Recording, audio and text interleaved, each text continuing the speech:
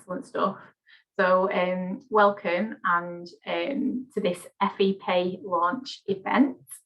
My name is Janet Farrer. I'm President-elect of UCU, which amongst other things means that I chair the UK Further Education Committee, which as you will know probably covers prison education and adult education as well across England, Wales and Northern Ireland.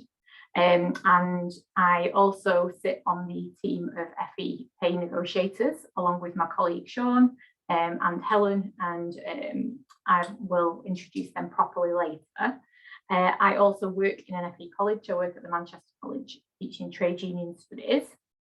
So just a bit of a kind of intro to what's going to happen and agendas and that kind of thing, some housekeeping stuff. I mean, firstly, I should say that we're looking at this as a bit of a kind of joint event in terms of starting to launch our next pay campaign and the kind of strategy behind it and where we're heading with it, but also as an opportunity to talk about deep organising within our branches, you know, building power in the workplace, making sustainable organising to make these campaigns a success, essentially, because these things don't happen independently.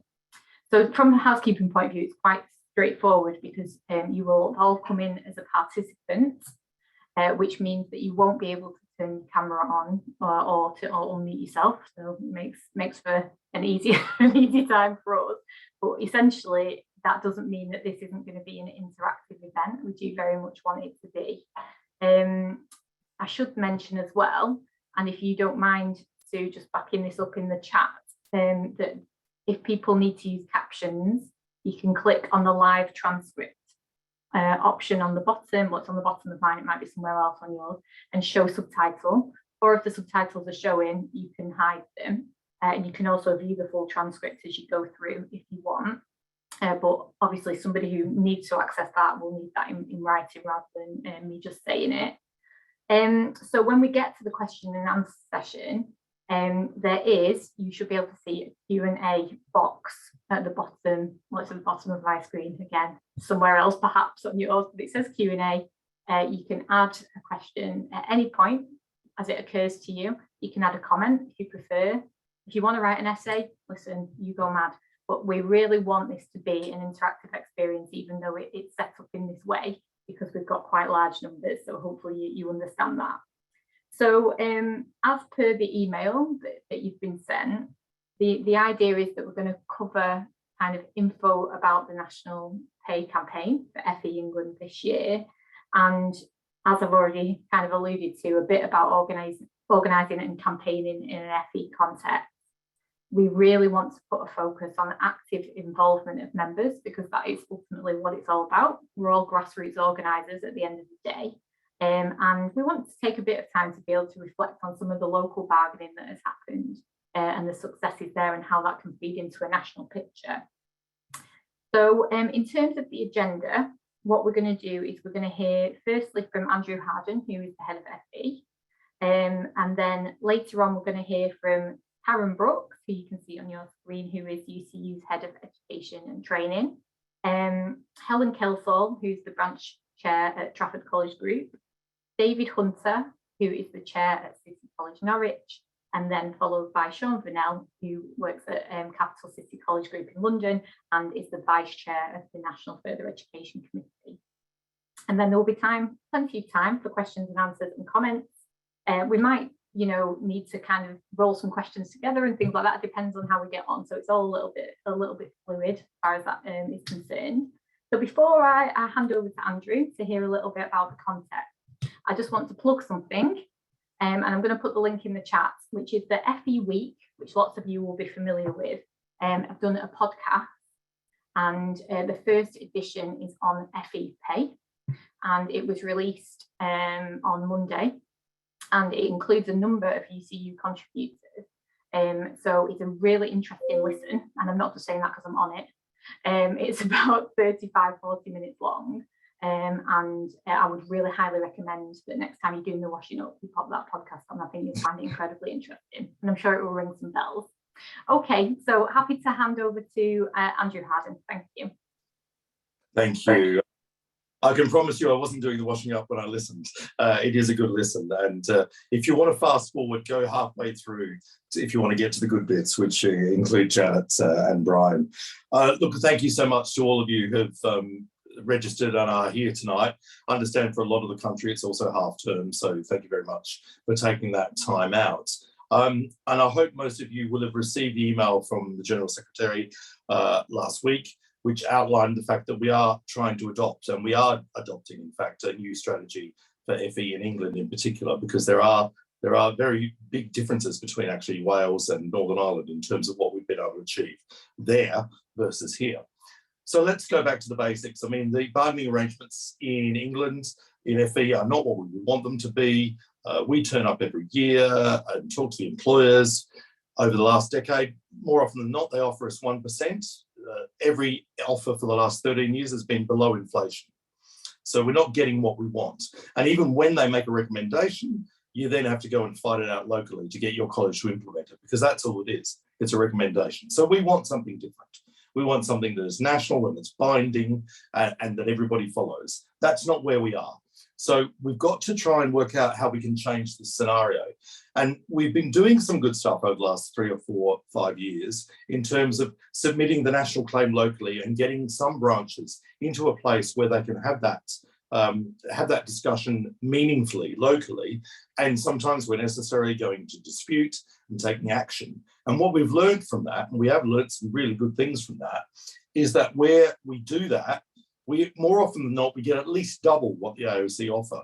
Sometimes, and for many staff, much, much more. You know, places where there hasn't been incremental progression for many years, we've unlocked that and we've got incremental progression, which can mean 3% increase just on the incremental progression, let alone any cost of living increase for some staff. So what we have learned over the most recent years is that by doing that stuff locally, it really does work and it really does make a difference. So the problem we've got is it's not making a difference nationally, and it's not making a difference to government funding or policy, although I'll come back to funding, because we're only managing to get maybe the usual 15 branches over the line. We need to do better than that. The only way we're going to put real pressure on the employers nationally, the Association of Colleges, but also the government in terms of realising there needs to be extra money in the system, is if we can make a bigger noise, more noise than we currently are. With just a few, like 15 branches getting over the line. So the approach that officers have met over a number of weeks through the autumn into the winter to talk about and to develop is that we need to get more branches into a position where they are able, both at a local level, but also with national support, to submit their claim locally off the back of the national claim, and where necessary, go into dispute, have ballots, win those ballots and take action if necessary, as I say. So the plan is that we move very quickly now from the 21-22 year to the 22-23 year. I'll explain why. There was an announcement over the Christmas period that there's going to be an 8.4% increase in baseline funding for 16 to 19-year-olds. This baseline funding can be spent on staff pay. In fact, indeed, is allowed to be spent on staff pay and should be spent on staff pay. Now, there are a few strings attached to that, and we'll get to the bottom of that. This comes off the top of 240 million that was actually introduced to the system in August 2020 that could also have gone on staff pay. And we all know what happened after that. We got the 1% increase offer. So there is more money in the system than there has been for over a decade. We know that. We know cost of living is going up. So there we come to the pay claim element.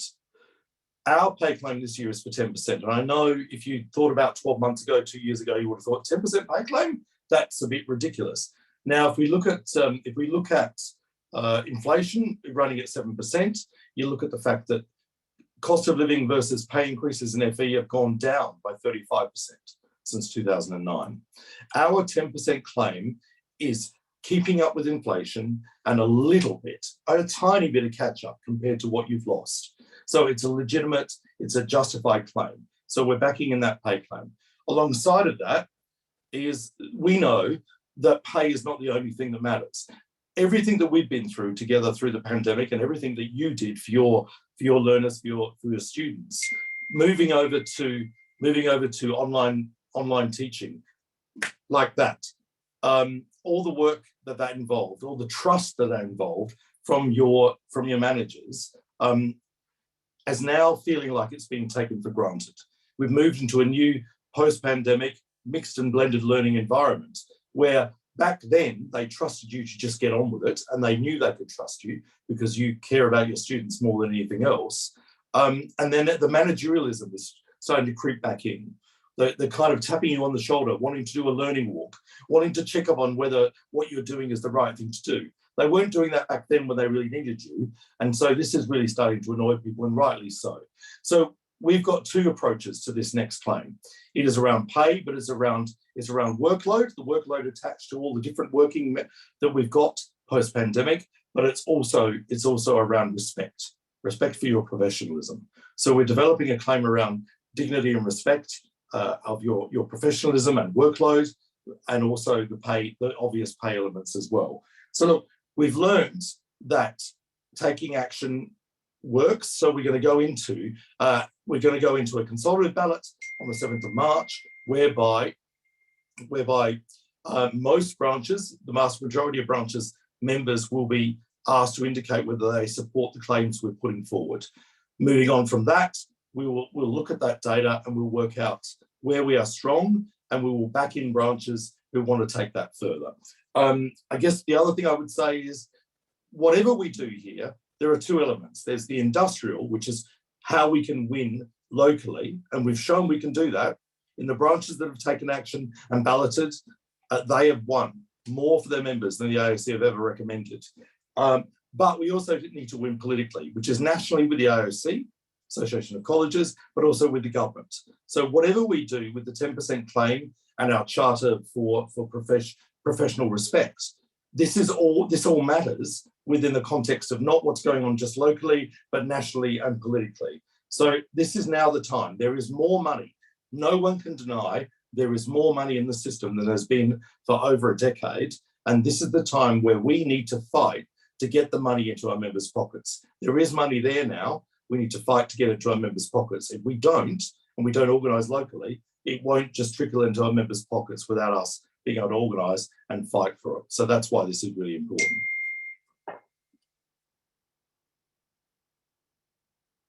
Thank you very much, Andrew. And I don't think any of us would disagree with any of that. So I really appreciate it. And I know you'll be around if there are any questions that we need you to answer later on. So moving on then to the next section, which is just a little bit about training. So I'm just going to start this off before I bring Karen Brooks in. As part of this conversation, I've already mentioned it, we've got to get organised in our branches. Andrew has just said it as well. And this isn't the absolute answer to everything, but there is a brilliant course available to you. It's a global course. It's called Organising for Power. It was previously known as Strike School. And it was the kind of brainchild of an American trade union organiser called Jane McAlevey, who some of you will be familiar with. And it's based on the premise of deep organising, strategies that you can use in trade union branches that are going to get members committed to their own cause. Okay, that's essentially what it's about. And it's important to note that it isn't just for reps, it's for any trade union member. And it is incredibly inspiring. And it's all online, obviously, because it's an international course. Sorry, no planes to America for you. It starts on Tuesday, the 10th of May. And it's going to be every Tuesday evening for 6 weeks, 5 till 7 p.m. I'll put this in the chat in a little bit when I've got a bit of time, including the link to join. Karen's way ahead of me there. She doesn't need me here. But what I'm really keen on, and what we're all really keen on, is to get more FE sectors participation in that course. Because the UC's contingent was brilliant, but it was very HE dominant. And there is so much that we can learn from organising for power in FE branches. It's absolutely unbelievable. And I teach trade union education, and I learned so much doing that course, and that I literally put in place every single day when I'm talking to members. So, you know, some of you will be sitting there thinking, if it starts at 5 o'clock, I can't access it, I won't be able to get home in time, that kind of thing. These are the kind of barriers that we really like to support you with. So we have facilitators from across UCU, and certainly I don't think I'm crossing any lines. Karen and Nick, who are organising it at the UCU side of things, know that I'm going to take an FE group, and potentially FE and prison educators group. And certainly from my point of view, if you can only get there at 5:30, or you know you're going to miss 1 week out of 6 or that kind of thing, I really don't want that to be a barrier to you participating. So I'd be happy to run, you know, smaller group sessions to kind of bring you up to date and that kind of thing. We want you to get involved. And last time, lots of people signed up and then weren't able to see it through. So we want to give you as much notice this time so that you can carve the time out. If you know, you shouldn't need to get released from your employer because it's in the evening, but believe me, it is going to be so useful to your branches if you manage to get there. So happy to take any questions about that later on. And you know, beyond that, I'll put my email in the chat as well. And I know that Karen is happy to take any questions about that. So I think that's probably it for now. And I'll pop some of that in the chat. I'll see what you've put in there already, Karen, and I'll be delighted to hand over to you. So Karen Brooks is Head of Education and Training at UCU. Brilliant. Thanks very much, Janet. That's really helpful. Yeah, I'm responsible for UCU's reps training program, and I oversee our continued professional development program. So I'd like to thank Janet and everybody for letting me speak this evening. And what I want to do is take a couple of minutes to give really kind of shameless plug to 2 courses in particular. I'll put the links and application forms in the chat. And I'll also ping out an email to everybody afterwards with the application forms so you've got them in your inbox. So most of you will be aware of our reps training program. So that's kind of things like health and safety and negotiating and bargaining. But what I wanted to talk to you about this evening were 2 specific pieces of training that are really pertinent to the FE pay campaign. And they are designed to help increase participation along with building power and strength among members. So firstly, I wanted to highlight a course called Your Union, Your Voice, which is taught currently online over 2 half days. And now that's been running for a few months, and the feedback we've had is really positive. It's aimed at members and activists who want to learn a little bit more about their union. And as I say, it's called Your Union, Your Voice. And it does kind of pretty much what it says in the title. It helps members and activists identify concerns in their workplaces, looks at ways that they might be able to engage with their local branch around the things that are really important to them. So it encourages members to take up issues with branch support rather than members looking to branches every single time to initiate a lead on an issue.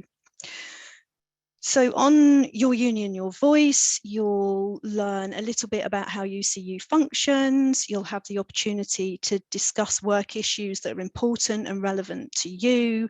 And hopefully by the end of the course, you'll understand something about the power and the influence that you can have, particularly when you're united around affecting change in your institution. So what we've done is we've set up 2 Your Union, Your Voice courses that are FE specific. And again, I'll pop that link in the chat for you a bit later. The second course I want to tell you about is a new course, which is Building Branch Power, and that is for any UCU member in FE, but particularly those who want to be part of the pay campaign, no matter how small that part is. And in the true spirit of the course, I'm kind of guessing that that's going to be everybody, whether it's members, activists, reps, because we all want to see a successful campaign that leads to a really positive win. So with the help of our colleagues from Trade Union Education in Manchester, as Janet's already alluded to, we've taken the principles of deep organising from the organising power courses that Janet's just referred to and adapted them to a local branch environment.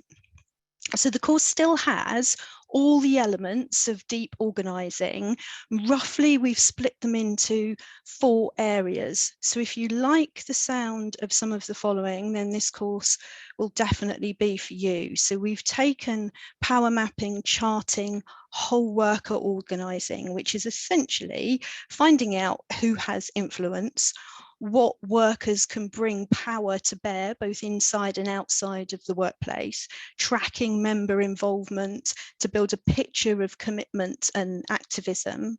Then we move on to structure tests and majority petitions, which is basically measuring member involvement to see when a critical mass might be reached. It looks at the work that is needed to achieve that level of participation, and then what happens once that critical majority is amassed.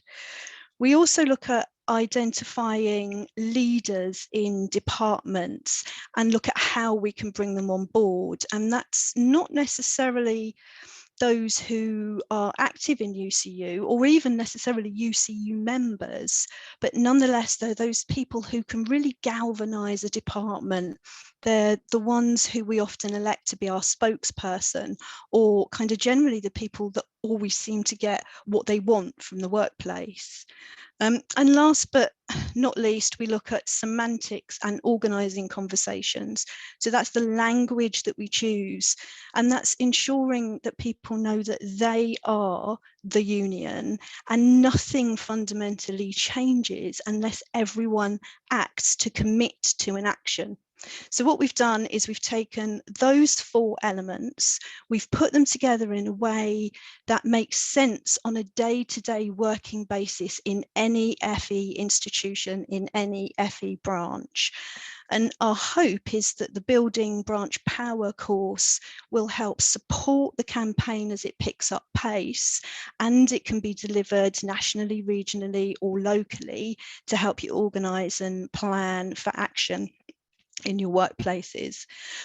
I think it is just important to say that although we have these 2 courses, that doesn't detract from people taking part in the May round of Organising for Power. The course in May will be the 3rd round of UCU working with Jane McAlevy's team. Significant numbers of UCU members have already been through Organising for Power and are successfully putting that theory into practice. And I guess where the UCU kind of course differs from the May Organising for Power course is obviously it's more local, but the Organising for Power course in May is truly international. You'll have the opportunity to work with and hear from trade unionists and community organisers all around the world. It is an invaluable experience. So just really to recap, Your Union, Your Voice is the course to find out a bit more about UCU, start thinking about getting a bit more involved. Building Branch Power really takes a deep dive into sustainable organising.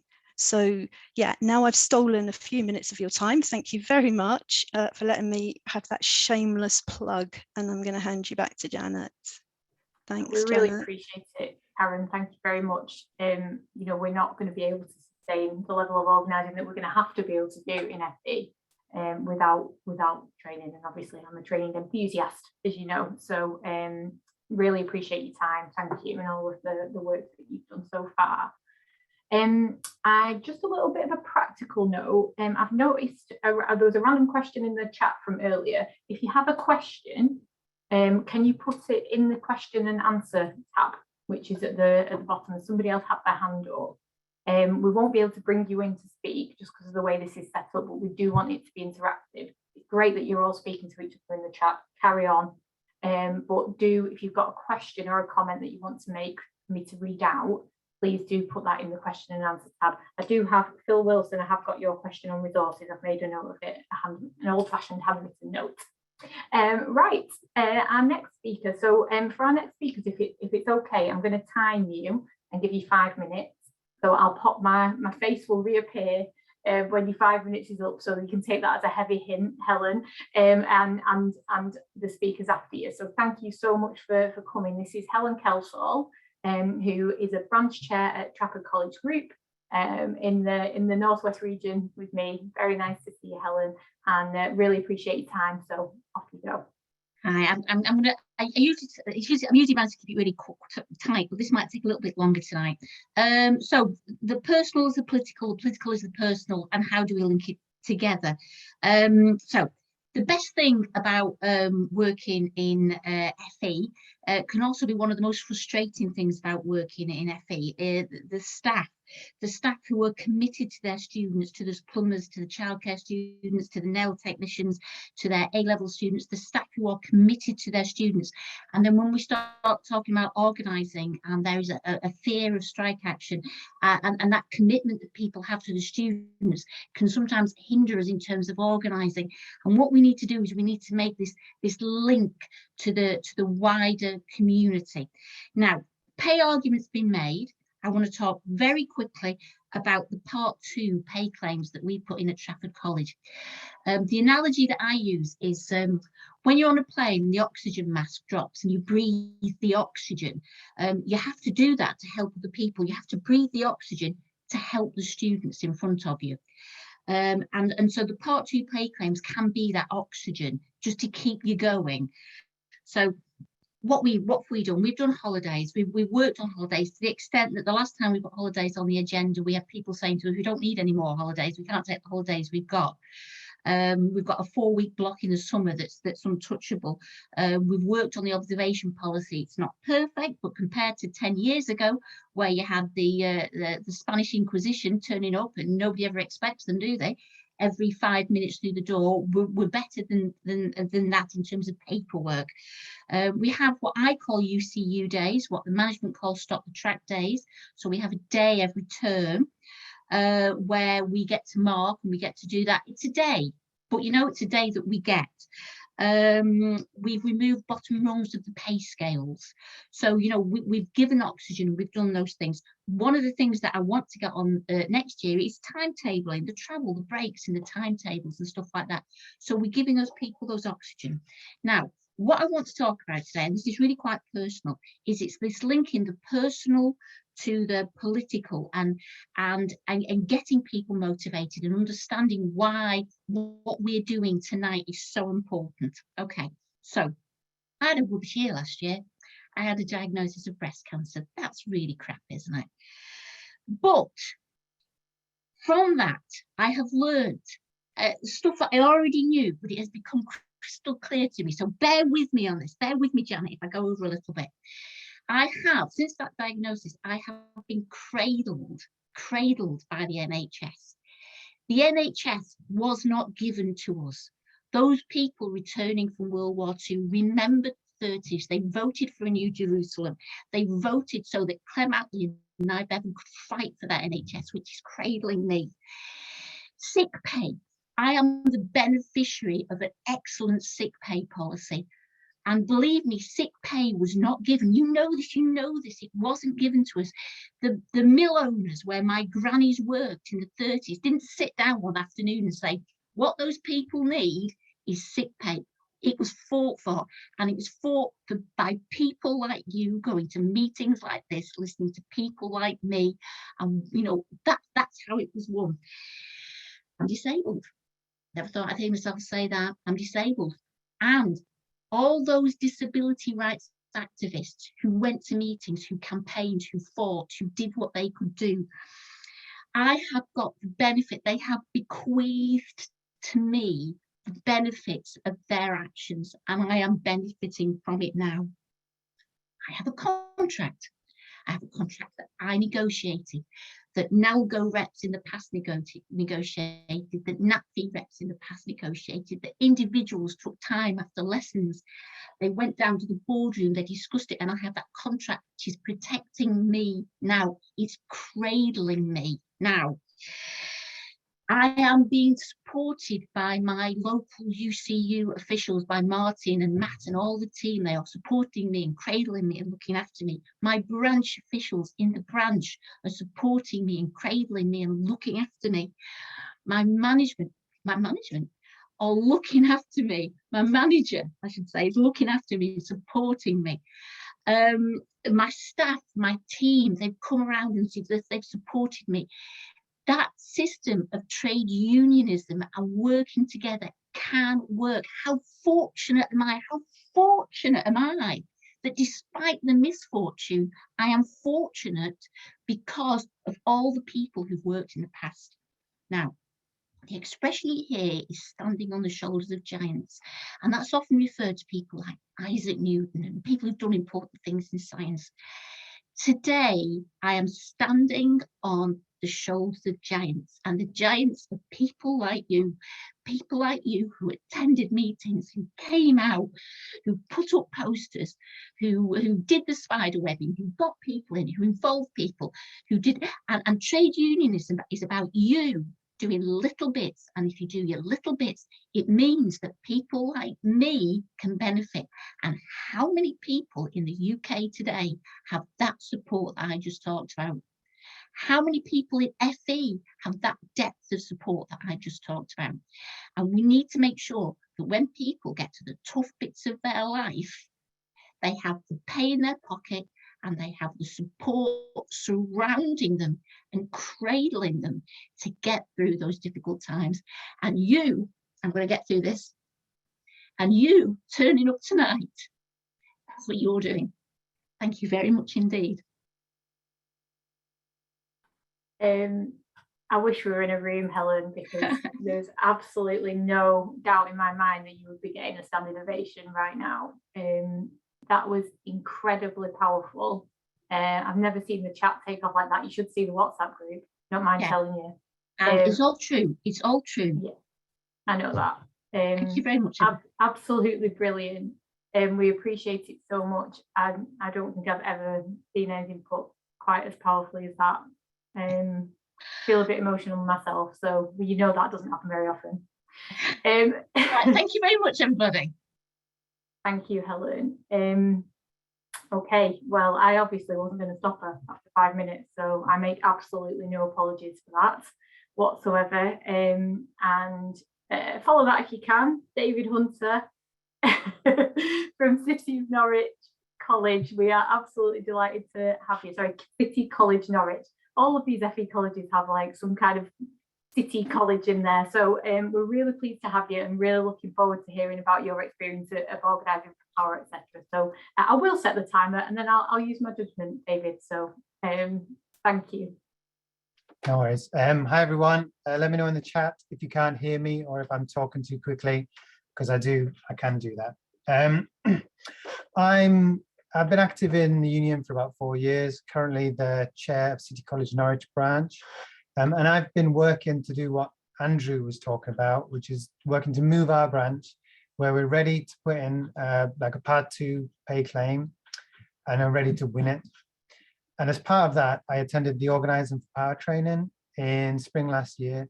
It used to be called Strike School. And though Organising for Power is less catchy, I think it's better because the training was all about building power. And it reframed what a union is about for me. So instead of thinking about grievances and pay negotiations and talking to management and policies, I started thinking about the union as building staff power in the workplace, building the power to win. And that changed the way I thought about how I work. It was inspiring, but it was also practical. There are a number of elements that have kind of been gone over. As my branch is still at an early stage of this deep organising, I just want to go over the ones that we're using at the moment. So our first move after the course in spring over summer was to chart the workforce that we have. So we now have a chart for each department. We identify who's in and who's out of the union. We spoke to members and staff in the departments and establish who were the organic leaders in those departments, who do people go to when they ask a question, who knows what you have to do to get this in the college or to get this done. And then we identified who are the activists who want to speak up about their terms and conditions. And then we decided on a first campaign, which is into casualized contracts, because casualised contracts are a big cause for concern in FE and HE and everywhere, and in our college. And I use those charts every week to record who's signed up for our campaign names, who's replied to a survey, who's moved to become a member, who's indicated they want to be active, who's in, and who we need to move in. And to move them in, we use another tool that we learned, which is the 6-step conversation. And that's probably been the most useful tool in moving staff from being passive and out of the union to active and in the union. It's a tool that's at the center of organizing for power. And it consists of a plan, 6 steps, obviously, that is the intention of framing active union membership as the solution to the issues that members bring to you. It's a conversation which takes the most usual view of staff in my institution, which is they come to me and they tell me a problem and they ask me what the union's going to do about it.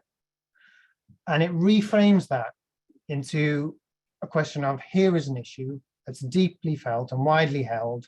What can you and your colleagues do about it? It takes the idea of a union as a service provider and it throws it back into what a union actually is and should be, which is a body of active members taking joint action to claim power in their workplace and change their workplace in the ways they want.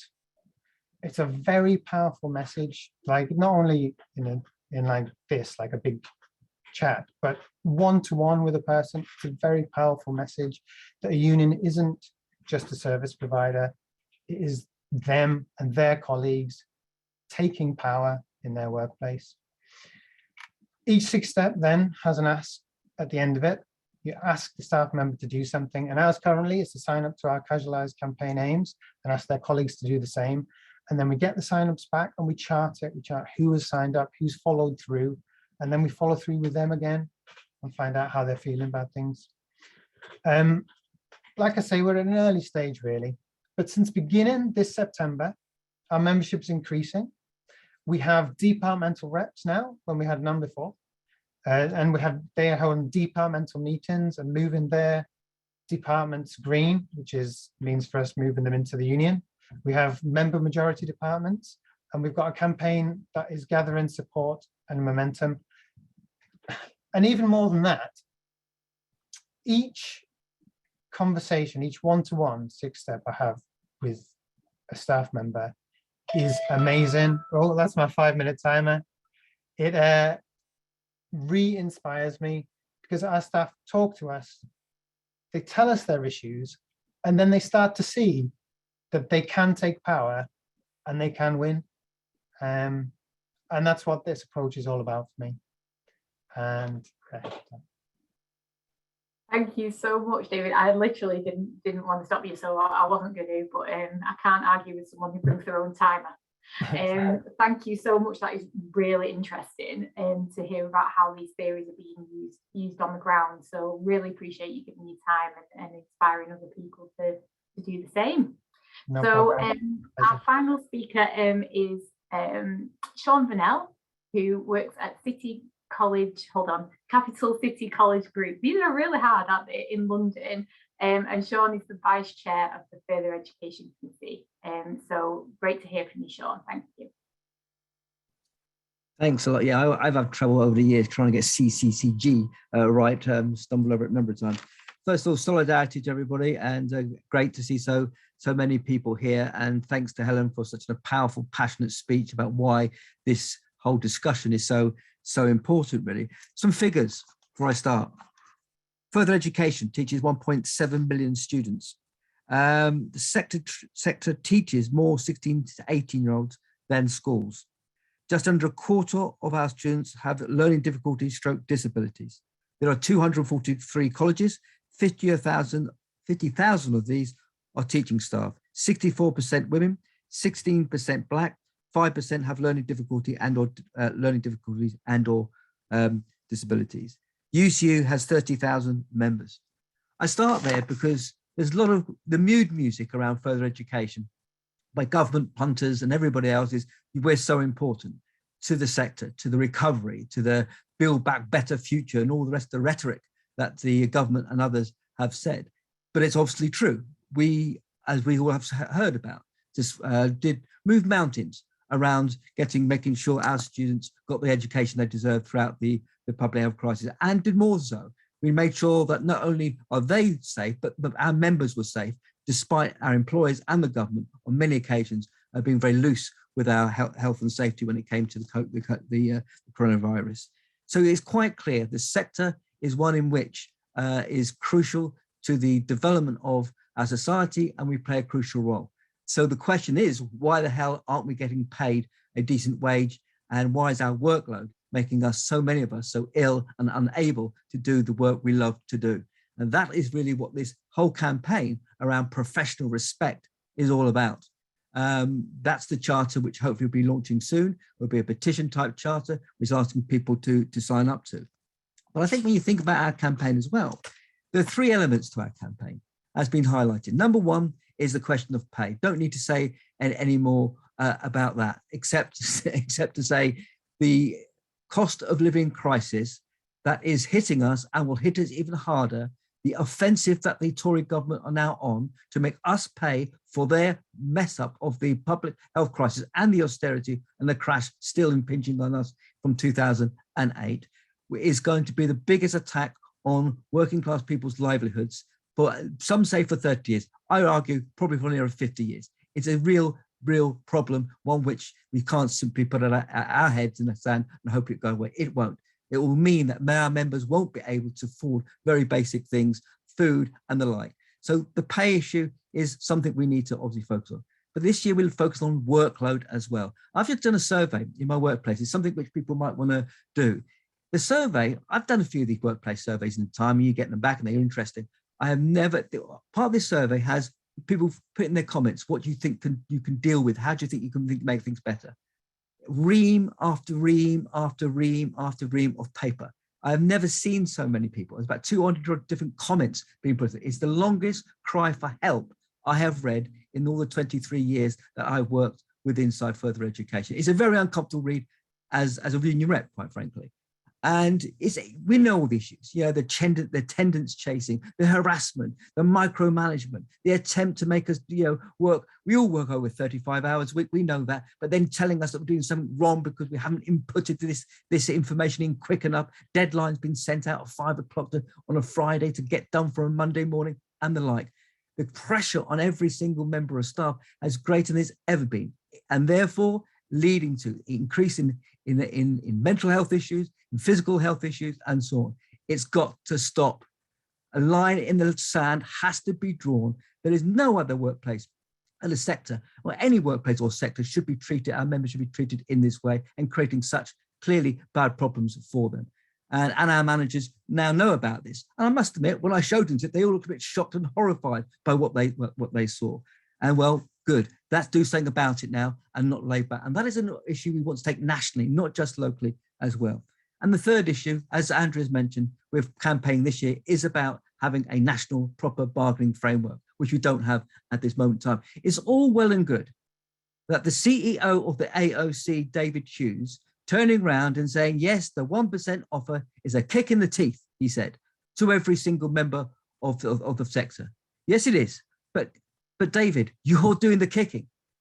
There is money out there, as we've talked about. There are colleges that can afford better. There is an uplift on the funding. So it's no good giving crocodile tears about the lack of pay, whilst you and your members have awarded, and your managers are giving pay rises of £200,000 and £250,000, or giving themselves a wage, which also means pay rises of 2, 3, 4, 5%. Their increase have gone up over the last 10 years, as have gone down. So when they tell us, well, we need to recruit the best, and that's why we need to recruit to give such high wages to our CEOs, principals, that's fair enough. Then if it applies to our line managers, to our CEOs and our principals, then it applies to the staff who work in the colleges and teach in the colleges as well. You recruit the best, you have to pay the best. Absolutely. It has to apply to every single one of those. So the money is there. We need to fight for those kinds of things. So really, that's the approach we're trying to bring about. The three elements of our campaign: the national bargaining, the workload, and 3 elements. And there's 3 targets: the government, the AOC, and of course, that locally employers as well. So I think this year we're really trying to push this out. A lot of the discussion has been talked about how to build and organize. I mean, some really fantastic stuff that David has talked about and how well he's doing in organizing. I know, you know, in my place, density is crucial. I mean, we've been on strike over the last 4 years, 18 days. And out of those 18 days, we have won a 5% pay claim, fractionalization for staff on hourly pay contracts policy. And we have won workload campaigning issues, plus kickback, a very nasty and aggressive anytime, any manager, any classroom observation policy. So strikes work, absolutely. But how you get there? Well, it is doing the things that people have said. You know, we have 700 members across three colleges, which make up our group. That's 91% density. It makes a difference having that kind of density inside your workplace. But of course, you don't get there until you start doing the organising, doing the striking, and that's how you build it up. One thing I would like to add to what people have said about how to build that kind of organisation, and that is solidarity. Solidarity is not charity, as we know. Solidarity is fundamental to the trade union movement. Every time I go around and I collect money for strikers, then of course it's helpful for those who are on strike. But it's absolutely crucial for us because it binds the people together. Every time somebody gives a £10 or a £5 or £1 in that collection tin for those workers in those struggles, it unites us, it breaks down those divisions, those silos and so on. Solidarity, I would argue, is the fundamental step to ensuring the kind of organisation that we're talking about is necessary to get over the threshold and to fight is part of that. And I want to therefore say to everyone here today is that we have tens of thousands of our higher education members taking strike action at this moment in time. Their fight is our fight. Pensions, pay, the whole question of the race and gender pay gaps and the like. I would argue, finishing now, that if we could go around and collect tomorrow, that solidarity is good for them, but it's good for us as well. So once again, thank everybody here today. Hope everybody can really bust open those thresholds so we get more people in the field so we can win what we need to deserve for our students and our staff, a decent further education system. Solidarity, everybody. Thanks so much, Sean. Obviously, I have been incredibly flexible with the time, which you're not used to, which you know, on the FEC. But what you were saying was really, really useful and very interesting. So thank you for that. Really appreciate it. I think everyone's feeling motivated and had a bit of a shot in the arm now, ready to go out there and fight and win. So we're going to, as you can see, Andrew and Karen have joined me again, and we're going to take some of the questions that you've been posting. I'm going to try and just do them in an order that makes a little bit more sense to me and the way that my brain works. But can I just say to anybody else who has not yet had a chance to put a question, we do have this meeting open until 8 o'clock if we need it. I know none of you want to eat or go to sleep or anything. All you want to do is talk about FEP, and you're quite right. So if you continue to put your questions, there is a Q&A box there. In the chat, they tend to get a little bit lost. So if you can try and use the Q&A box, that would be incredibly helpful. So I'm just going to start with a really straightforward training question for Karen. Lisa asks, organising for power looks great. That's good to hear. Do you have to be in a group of 9 to participate?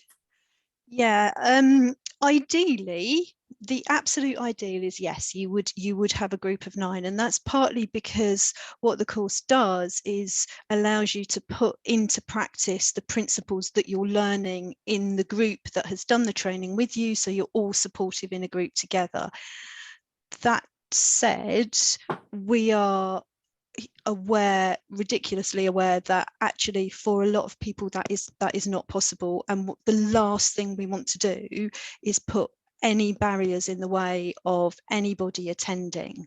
So if you absolutely can't find 9 other people, or you can only find 2 other people, please do get in touch with either myself or Janet, and when we email out actually a bit later after this, I'll put some other contact people that you can get in touch with. So if you're in prisons, arguably you could get in touch with Marianne Quick. And what we'll try and do is we'll take people who can't get a group and we'll try and group you together. But we'll have to do that as applications come in. So if you can get a group of 9, that will be amazing, and is the first step in your kind of organising journey, really, is if you can get a group of 9 together. If you can't, please don't let it be a barrier. We will find a way around it for you. So just contact us. We'll find a way around it. Thanks, Karen. Yeah, because I think most FE people, and I can say that as one of them, would be thinking there's absolutely no way I can get 9 people. So, you know, at least one other person, because it is so good to bounce these ideas off one other person. You know, that's the real power of it. For one person to take this into a branch is not going to be as meaningful as someone who has kind of lived it with them. So, thank you for that.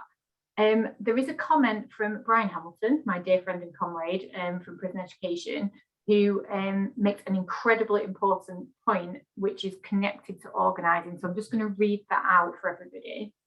Brian said, and Novus, as you may well be aware, last year had the first successful prison education dispute for, well, certainly since the Trade Union Act in 2016, but actually for a long time, took on the employer in terms of health and safety and won.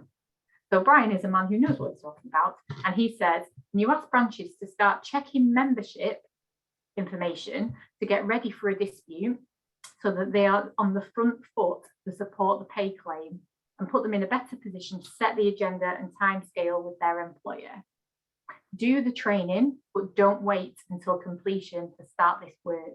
That is such an important point. Thank you, Brian. Knew we invited you for a reason. It is so important that the kind of donkey work, for want of a better phrase, the behind the scenes, unglamorous, sorting out your membership list, who's left, who's retired, who's, you know, who's able to vote, who's a student member, who's not, is such an important step when you're coming towards dispute, and we are coming towards a dispute, and we want as many branches as possible. So that is invaluable advice. So thank you very much for that.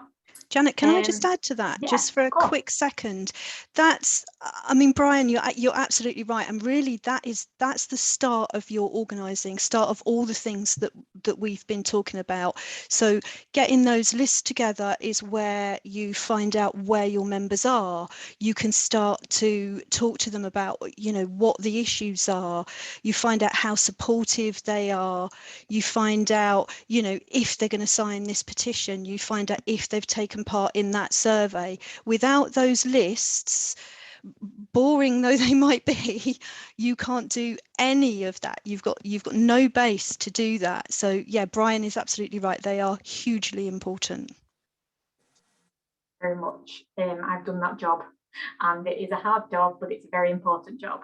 So moving on to the kind of pay campaign side of things, there was a question earlier from Phil Wilson in the chat, which is probably for you, Andrew, on resources for the campaign. So will there be centrally produced resources for local use, is pretty much what the question was. There definitely will. So we're on that at the moment. So in terms of supporting the indicative ballot, which is coming up on the 7th of March, going through to the 25th of March, and the question will be, are members prepared to vote in favour of strike action, if necessary, in favour of the 10% claim, but also the charter? We will be producing resources, posters, leaflets, and stickers. What I want people to go around the college doing is wearing their stickers saying, I voted yes for XYZ. We're working with colleagues in the campaigns team to work out what the slogan is, but it'll be a good one. And I want people wandering around the college saying, I voted yes for this. So those resources will be available. That's brilliant, thank you. And just while you were talking, Stephen has just posted another question about organising for power. So I'm just going to take that next before we go back to the pay campaign. Is it better to have organising groups, Karen, according to what jobs they do and location? So Stephen is a teaching assistant or learning support assistant, that kind of role in the east of England. Do you know what? I'm going to say whatever you can get, really. I honestly don't think it matters. I don't think it matters whether people do the same job or a different job. The principles are the same, whatever way you cut it. I mean, organising for power works because okay, it might not be specific to English legislation, but it works because internationally all those issues are absolutely the same. How we organise around them is absolutely the same. The nuts and bolts of law in each country might be different, but how we organise is the same wherever you go. And you only need to go through that course once to know that actually these issues are worldwide. So I would say that whatever group you can get together is going to work for you. My kind of caveat to that is it needs to be a supportive group. It needs to be a group that you are comfortable with and comfortable, you know, working through the kind of practicalities of the training. So yeah, whatever you choose, really. I don't know if that helps. Yeah, thanks, Karen. I can see that because this Q&A thing is so clever, I can see that David Hunter wanted to come in on this as well. Do you want to put your camera on, David, and come in as somebody who's done the course from that side? Yeah, I just wanted to kind of say, is this a question about like TAs and tutors and different roles and things? Is that the course Organising for Power course is like an American approach, and it's a whole workplace organising approach. So Jane McAlevey doesn't approach it as this role or this role or this role. It's the workplace. And so when she's talking about organizing staff and getting people to walk out, she wants everyone in the workplace to walk out. She wants everyone together walking out. And when she's putting in a pay claim or something, that claim covers everyone in the workplace. So you get a claim for admin, you get a claim for TAs, you get a claim for tutors, you get a claim for everyone. This is the McAlevey approach, is a whole workplace organizing. And I'm sure I saw in the HE strikes at the moment, one of the colleges in London is just closed because the security staff have walked out. You know, that's how powerful those staff are. And those staff are at the bottom of the pay scales. They're the casualized the most. They've got the most that we can feel solidarity for and support.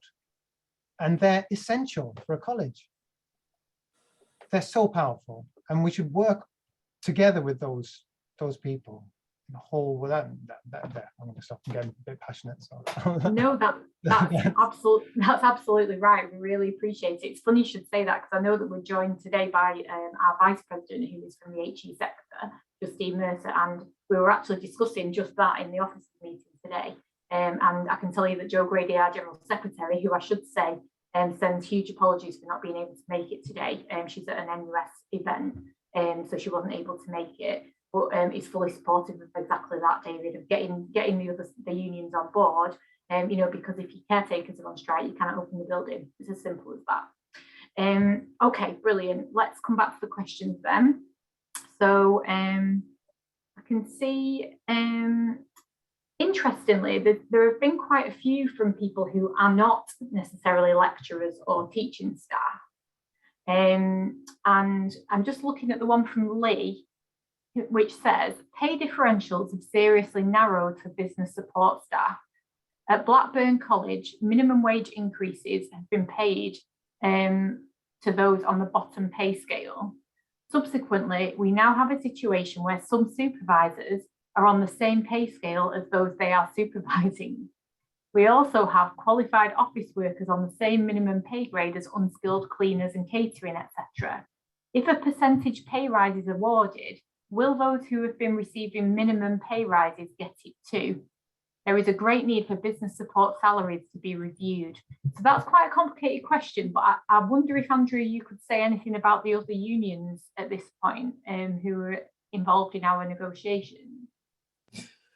Yeah, I mean, the first thing I have to say is to thank Helen for her contribution, because I don't think I've ever heard it put better than what I heard from Helen about why all of us do what we do, you know, whether we're working for the union, whether we volunteer, as most of you do, to work for the union. So Helen put that so eloquently, I've never heard it better. So thank you, Helen. And I think that gives us more, you know, that's why we do this. So thank you so much. on that issue, I mean, we have a couple of agreements with Unison around our spheres of influence. So there are areas of membership where we have a little bit of crossover with Unison in terms of business support staff. And I know that some people have joined us, and there's a bit of confusion around there. I think we are actually, funnily enough, my colleague John, who I think may be in the meeting but wasn't going to talk, John and I are meeting with Unison colleagues tomorrow morning to have a new discussion about, you know, how we interact with each other. I think those areas of where we're trying to pick up the bottom, so living wage, foundation living wage, picking up the bottom, it does create some anomalies. How we actually sort those out, I think we're in new territory, but we are in discussion with Unison about that as the major union within FE in terms of business support staff. And we're aware that we have membership there as well. So it's a delicate area, but you're right to raise it with us, and it's really good timing actually, because we've got to have that conversation tomorrow at lunchtime, I think it is, with colleagues from Unison. But thank you for raising it. We are aware of it. Yeah, thanks, Andrew, because there are a couple of other questions actually that are connected to that, but I think you've probably covered it. Anne has put a question to ask if UCU is working with Unison on this pay claim. And Viv is talking about work-based assessors, which is you know, a very common role now, especially with T levels and apprenticeships, etc. Viv says that when she hears about FE, well, when they hear about FE, they never hear about the work-based assessors being talked about. We work all year round, we teach, often qualified teachers and not just specialist trainers. Our apprentices, students work all year round and do not stop for the end of term, half term, and we are often called support staff. We also need a voice within the FE sector. If I could just say something to you, Viv, about participation in the union, and you may or may not be aware, it depends on what you do within your branch, that every year in May or early June, we have our annual conference for UCU that sets the policy for UCU's direction of travel going forward. So any branch or through a regional committee can submit a motion to Congress or to FE sector conference about something that they think that the union needs to focus on. So if that's something from your branch that you think that you might want to focus on, you can get support to write that motion and submit it to the sector conference, because we want as many people at that conference as possible, because it does set the policy of the union. So that will ensure that grassroots voices are heard at all of the levels within the trade union. So I hope that helps. Okay, right, let's come back then. Maxine Luby has made a comment / question about workload. So Maxine says, we all agree pay is a priority issue, but workload should also be a priority. What can we do to ensure this is involved in Part 2 claims? Well, obviously not just in Part 2 claims, but in the national claim, and workload is part of that. Did you want to say a few more words about it, Andrew? So all I can say about workload is that the other unions have not agreed to include workload or a professional charter within the national claim this year. So they are only prepared to go forward on pay. That doesn't stop us from doing what we're going to do. So that's why we're developing the professional charter, which will include workload elements. You may remember that last year we put in a claim that requested a review of the 2009 regulating excessive working hours agreement that we had with the AOC. They came back last year to say in those discussions to say that they were prepared to develop a new agreement around well-being. I think that was the language they use. It's very often used HR language. But as a set of unions, we agreed that might include mental health, it might include things that were a bit broader, but it must include workload. And they agreed that it would include workload. So we've yet to have a first meeting with the employers around that. We should be. That meeting was supposed to and will involve lay people. So what I would mean by that is maybe Janet or other negotiators in those meetings, but they haven't happened yet. So two-prong approach. We, UCU, will be going forward with pay, workload and professional respect. It'll be part of that. We will be pursuing that separately with employers. We will be recommending that branches submit our national claim around that locally as well. But we will not turn our back on the discussions that maybe the IOC will come forward with us. I think that's all I can say on this at the moment. Andrew, yeah, I was going to invite Sean in anyway. I thought you might want to say something on this, so please come in, Sean. Yes, thanks, Janet. Just to build upon that, absolutely. I mean, I think it has to be a two-pronged thing. As we say, in the frameworks we've been going over the years, I've been a negotiator for many years, and even when we do agree something, which is half decent, which is not often. I mean, the workload stuff was one, wasn't it? And I think we did one not that long ago on hourly paid. Which when I went and look back at it, because I've got some issues now on hourly paid contracts because the merger stuff has changed our once decent policy into a crap one. So I look back at it, it's better than I thought it was, really. It's quite useful to use those policies, even if they're only recommendations, to say to your local employer, look, this is what you should be doing, and so on. So even if it's only a recommendation, it's still quite important that we do get those on the books, as it were. And that's one thing. I think the other thing is about levelling up, because that is what, part of the problem has been, we know what the issues down in our college, we have three in our group, three colleges. One of them up in North London, in Enfield, didn't have London waiting. It was several £1,000s less than us, and a whole number of other issues. We've always known about this, but I think what's happened since mergers taken place, you're finding that it's much more stark to see the disparities inside the sector. That somebody literally only 10 minutes down the road from you, which you might not have met very often, doing exactly the same job, is on a different workload, different conditions, and different pay, and so on. And that really, I think, need to raise that issue very much more central within the campaign that we're talking about now. So it is about the national bargaining power. It really is about levelling up the sector as much as possible, and try and get that information, put those at a national level, but at a local level, you find that you've got colleges in your group which are like that, put those into local claims as well, to start that levelling up agenda taking place. Really interesting. Thank you, Sean. And you've just reminded me of, just to plug again, the FE Week pay podcast, which I'll repost, because that point was made very clearly about transparency of pay and of conditions in FE, and the fact that there isn't any. So you might accidentally find out that somebody is on a different salary to you who's been doing exactly the same job, and there's quite often, of course, a gender or race or disability aspect to that. So I'll pop that in the chat again. Another question, and do keep them coming if you wish. Maxine says, firstly, successful engagement is achieved when grassroots members feel their voice is being heard. We've seen this in the Northwest. I can talk about this a little bit with our spider webbing. How can we build a strategy that all regions can buy into, possibly sharing spider webbing techniques with branches or regions?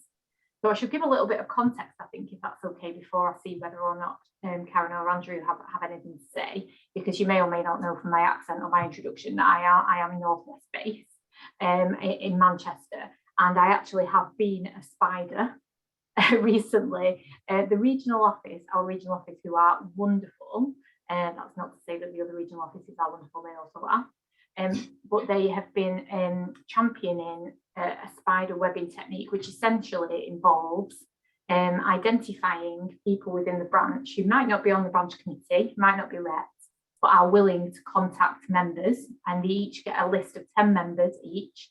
And the first step was to get them to a pay claim meeting to talk about pay and to kind of measure the strength of feeling. And then we've moved to a consultative ballot, which I don't know if I'm allowed to mention yet, so I'm not going to, just in case. But the next stage was a consultative ballot, and again, those spiders got out there, got on the phone to members, had those structured organising conversations that David was talking about from Jane McAlevy's course, and talked to members about the situation with pay and why it was so important that they engaged in that. So it was that kind of many hands make light work idea, and certainly that is one part of a huge, deep organising strategy that means that that kind of organising will be sustainable, so that those people who have engaged in that process, how do they then get involved in their branch? So it's really important that we highlight those successes, and I don't think we do that enough in the trade union movement in general. So shout out to the Northwest, I shall give you a clap, and myself. because there's been some incredible hard work and some absolutely unbelievable results very, very recently. So anything to add to that, Andrew and or Karen? Yeah, I mean, just to say that spiderwebbing it's a brilliant kind of mobilizing technique, and our colleagues in the Northwest sent us a really good case study that we've now relentlessly plagiarized, and actually it is now embedded in our building branch power course to highlight it as just another technique that people can use in their deep organizing arsenal. So yes, it is in there. The power of mobile phones, I can say with confidence, I'm informed by the Northwest Regional official, Martin Moss, that I am allowed to mention the consultative ballot results. So I will. Let me just get them up so that I don't misremember them for anyone, because they are absolutely brilliant. Shout out to Hopwood Hall College, Bury College, Burnley College, Oldham College and the Manchester College, and an additional shout out to City of Liverpool College and Nelson and Cone College, who are in the coming days are going to have their ballots revealed.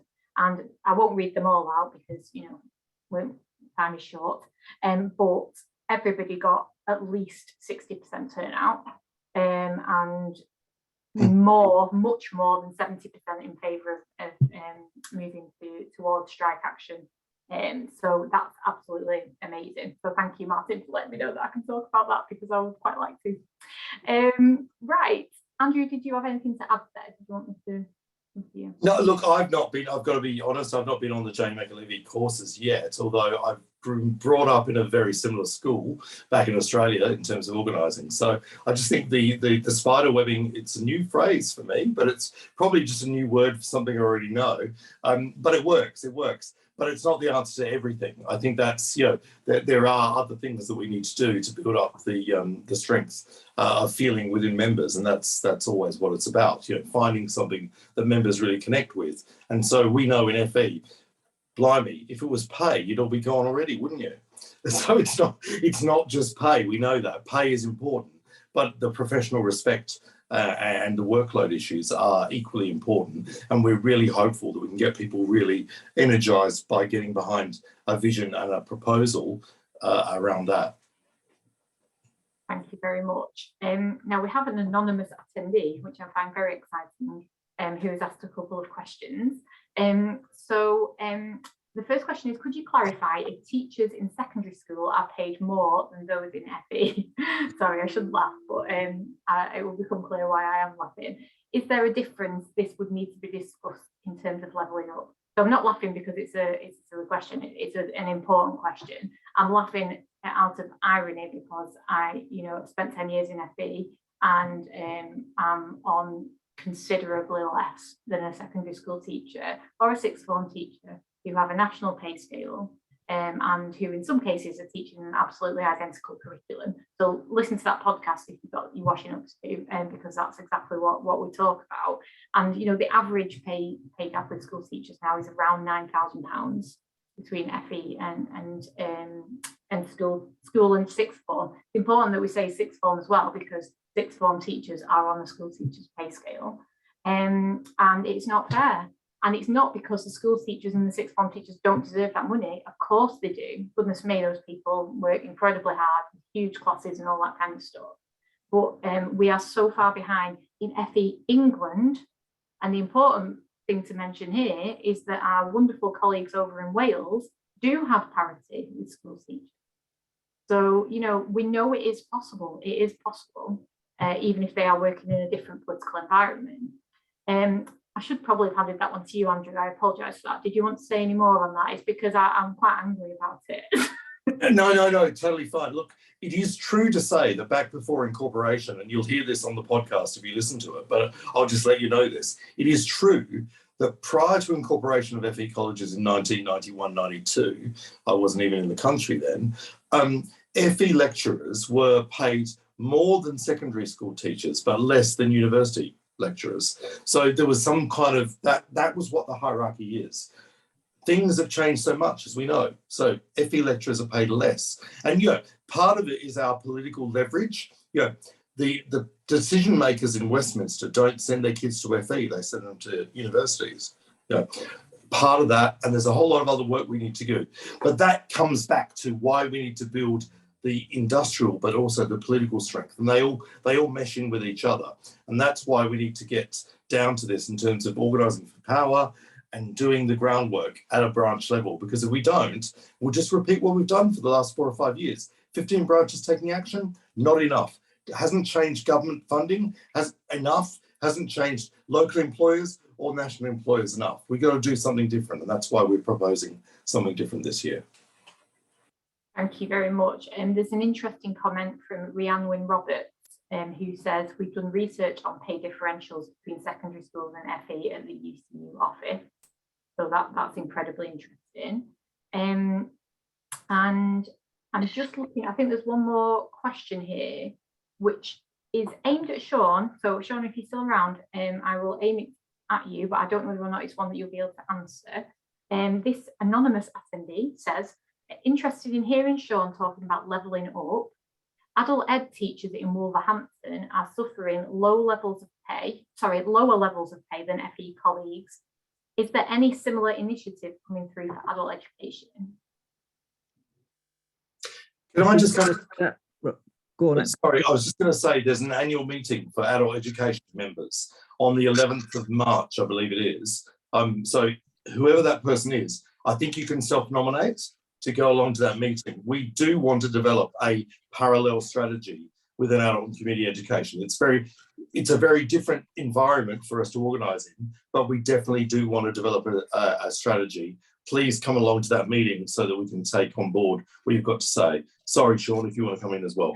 No, absolutely. Sorry, small correction. It's Saturday, the 12th of March. 12th, sorry. No, you're very close, but if we want that person to come, we want the right day. We want the right day. Sorry, Sean. No, not at all. No, it's a very important question because it is the levelling up. More you get into it, the more strange, and I think people like me been around for a long time, and I think you know it. But when if you find some very strange and very very odd and very bad rates of pay, conditions, and workload and observation policies, how different things are really. Adult education, clearly, there's two lots of it. There's ACE, isn't there? So in terms of adult community education and so on. And then there's there's the adult education, which the vast majority nowadays gets taught inside colleges, which is part of that. Now, I assume you're talking about ACE, that's where you are talking, that is where there is clearly big differences in pay, and that's been rolled back for many years. I do think, and therefore they have separate bargaining than we do in further education. But it doesn't mean to say that I hope our campaign can inspire those in ACE to start to link up with the kinds of things we've been discussing tonight. I will say, though, that in the campaign, I think we do need to make sure that we flag up adult education wherever it's taught, in ACE or in the colleges, because it's quite clear here that one of the biggest scandals, and it is historic scandals, is what's happened to adult education in the last 10, 15 years. What is it now? 1 million jobs have been, 1 million student places have gone, a 50% cut in funding in the last decade is absolute, anywhere else in the education sector, they will be absolutely, screaming about it. You just simply don't hear enough about this. So, and again, it's been told that, adult education is so important to every economy and all the rest of it. So I do think we need to highlight adult education, especially wherever it gets taught, and the need for more funding and the levelling up process we spoke about. Thank you very much.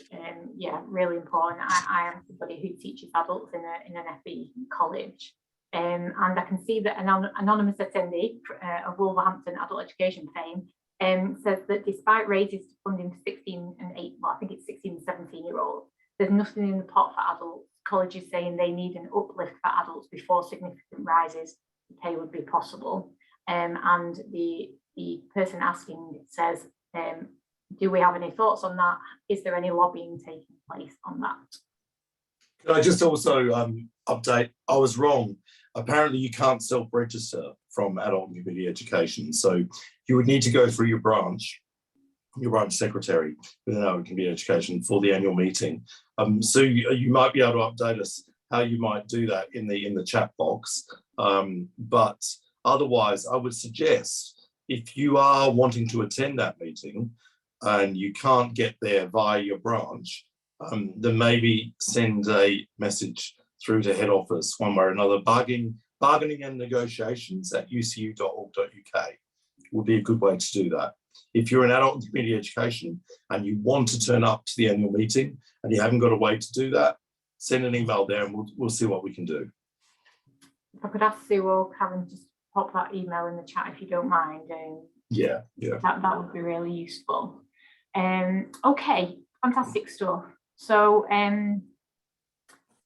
I think that's probably drawn us to quite a nice close. Just kind of to finish, firstly, you know, really so grateful to all of the speakers. There's just been some brilliant speakers that, you know, I can just tell when I stop thinking about chairing and start listening, they, you know, all of the speakers made incredible sense. And it's so important that everybody is here, you know, and that I think Helen said it, you've taken the time out of your day to be here because you know how important this is. And that is the bottom line here. So I won't say thank you because Jane McAleaver tells us that if workers are committed to their own cause, then we don't need to thank them because you are doing this for you. Okay, so no thank yous from me, except to Sue Badger and all of the staff for the incredible hard work on putting this session together. You know, and go out there, get organised, get active. You know, this is a really exciting opportunity for us. We're really looking forward to launching the materials and launching the consultative ballot. And, you know, I really feel like this time it's something that we can all get behind and it's very exciting. So thank you all. Oh no, we say cannot do it because I'm British, just saying. But I will say good night to you all. Have a fantastic evening. Bye.